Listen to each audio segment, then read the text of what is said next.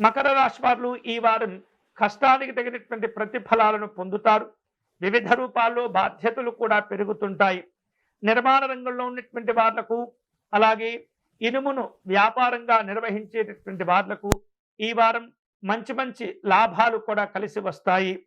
ఉద్యోగంలో పని ఒత్తిడి కొంత అధికంగా ఉన్నప్పటికీ సహోద్యోగుల యొక్క ప్రోత్సాహము, మద్దతు, తోడ్పాటు ఇవన్నీ కూడా ఆ ఒత్తిళ్లను మరిచిపోయేటటువంటి విధంగా చేస్తుంది. అలాగే ఆర్థికంగా కష్టపడుతుంటారు. పొదుపు పైన ఎక్కువగా దృష్టిని కేంద్రీకరిస్తూ ఉంటారు. భవిష్యత్తు అవసరాల కోసం కొన్ని ప్రణాళికలను కూడా సిద్ధం చేసుకుంటారు. కుటుంబ సభ్యులతో కలిసి సరదాగా కాలక్షేపం చేస్తూ ఉంటారు. పిల్లల యొక్క సంతోషాలు మంచి ఆనందాన్నిస్తూ ఉంటాయి.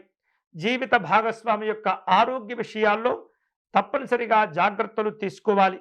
చిన్న చిన్న సమస్యలు కదా అని కొన్నింటిని ఏమాత్రం కూడా నిర్లక్ష్యం చేయకూడదు.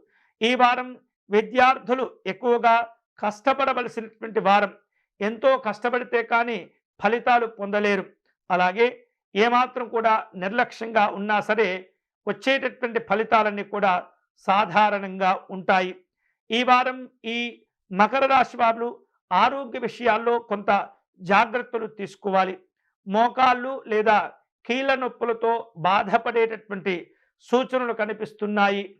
అలాగే ముఖ్యమైనటువంటి నిర్ణయాలు తీసుకునే సందర్భంలో అనుభవజ్ఞుల యొక్క సలహాలు, సూచనలు పాటించే ప్రయత్నం చేయాలి. ఈ వారం ముఖ్యంగా ఈ మకర రాశి వారు సామాజిక సేవా కార్యక్రమాల్లో పాల్గొంటుంటారు. మానసికమైనటువంటి సంతృప్తిని పొందుతారు. విశేషమైనటువంటి ఫలితాలు పొందే క్రమంలో మకర రాశి వారు ఈ వారం నవగ్రహ ఆలయాలను దర్శనం చేసుకోవటం, శనేశ్వరునికి ప్రీతిగా అర్చన నిర్వహించటము, తైలాభిషేకం నిర్వహించటము, నువ్వుల నూనెతో దీపారాధన సమర్పణ చేసుకోవటం ద్వారా విశేషమైనటువంటి శుభ ఫలితాలు పొందవచ్చు.